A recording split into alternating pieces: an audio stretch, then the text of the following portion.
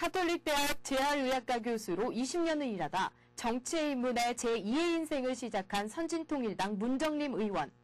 앞으로 4년간 19대 보건복지위원회 위원으로 활약하게 될 문정림 의원을 만나 향후 의정활동에 대해 이야기 나눠봅니다.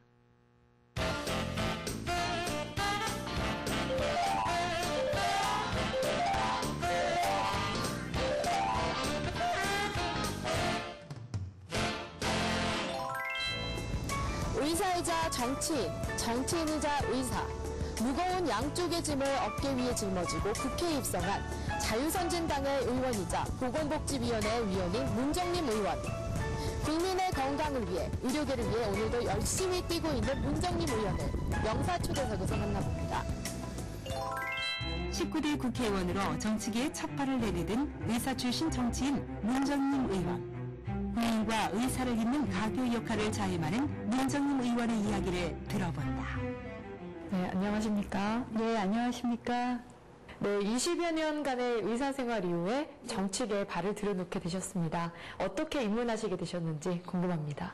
제가 가톨릭의대 재활의학과 교수로서 20년간 생활을 하고 있었는데요.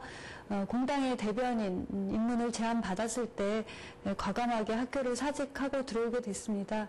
그러게 된 것은 제가 재활의학 전문의로서 장애인 정책이나 제도의 입법의 중요성 이런 것들을 평소에 깨닫고 있었고요. 또 의료계에서 여러 가지 공보이사, 정책이사 활동을 하면서 의료 정책의 입법 중요성 이런 것을 많이 알았기 때문에 그런 부분을 정당에서 펼 수 있지 않을까 이렇게 생각을 해서 입문하게 되었습니다. 네, 그렇다면 현 정부의 의료복지정책 중에서 가장 큰 문제점은 무엇이라고 생각하시는지, 그리고 어떤 점들이 개선해 나가야 할지 궁금합니다. 정책을 펼 때에 현장의 소리를 조금 더 반영을 해야 되는데 어찌 보면 탁상 행정적인 그런 부분이 많이 있습니다. 그래서 복지부는 보건의료계와 국민의 사이에서 현장을 좀 더 반영한 그런 정책을 펼 수 있도록 많은 노력을 해야 될 것 같고요.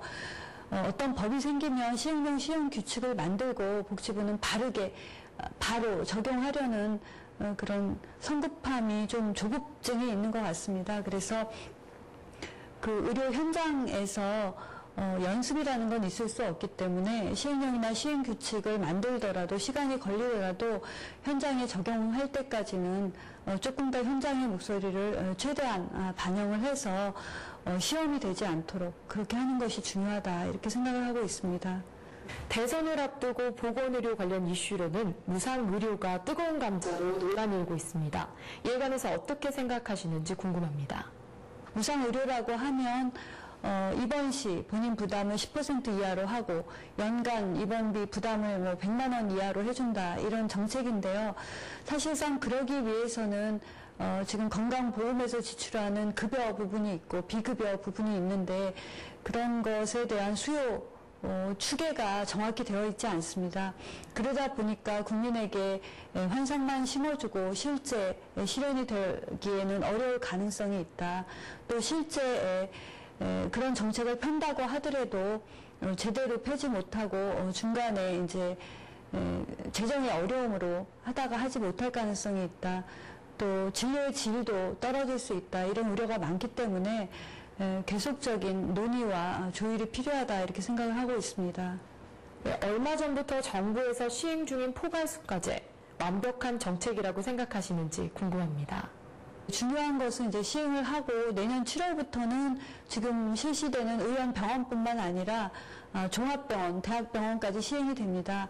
그래서 종합병원, 대학병원이 시행이 될 때까지는 현재 시행되면서 나타나는 문제점을 잘 보완해야만 된다 이렇게 생각을 합니다. 그래서 보완해야 될 것은 진료의 질 저하는 없는지 뿐만 아니라 질병의 분류 체계를 좀 다양화해서 중증 환자라든가 부작용이 있는 환자라든가 합병증이 있는 환자라든가 이런 부분에 대해서도 진료 수가 부분을 조금 다양하게 한다든지 또 여러 가지 방법을 보완을 해서 중증 환자가 무슨 대학병원이나 종합병원에 몰려서 진료의 질 부분에 대한 우려도 있을 수 있기 때문에 그런 보완을 잘 해야만 된다 이렇게 생각을 하고 있습니다.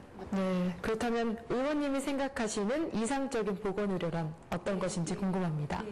보건의료는 결국은 국민의 생명과 건강을 지키는 부분이 되기 때문에 일단 시행하면서 실험을 할 수는 없다 이렇게 생각을 합니다. 그래서 정부나 또 입법을 하는 부분이나 모두 그 책상에서만 법을 만들고 또 시행령을 만들고 그래서는 안 된다고 생각을 합니다. 그래서 현장에서 실제 경험한 보건의료계의 목소리 또 환자의 목소리를 현장에서 직접 듣고 조급증을 갖지 말고 시간이 좀 걸리더라도 현장의 의견을 충분히 반영을 해서 입법하고 또 시행령을 만들고 해야 된다 이렇게 생각을 하고 있습니다. 국민들이 바라는 이상적인 보건의료 체제와 현실과는 간극이 있을 텐데요. 이를 어떻게 좁혀 나가셔야 된다고 보십니까? 그 부분은 대화와 소통을 통해서 계속 줄여 나가는 수밖에 없다고 생각을 합니다.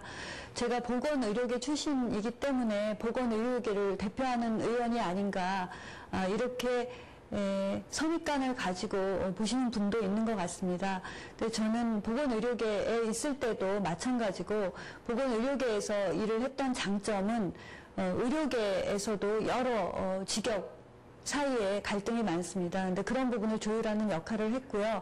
어떤 법안이나 정책을 위해서는 보건의료계에서 조율을 해야 되고 또 환자나 시민단체와 조율을 해야 되고 정부와 조율을 해야 되고 세 가지가 접점이 만들어지지 않으면 어떤 법안이나 정책도 만들어지고 시행이 될 수가 없습니다. 그래서 그런 부분을 위한 소통을 계속 해 나가야 될 것 같고요.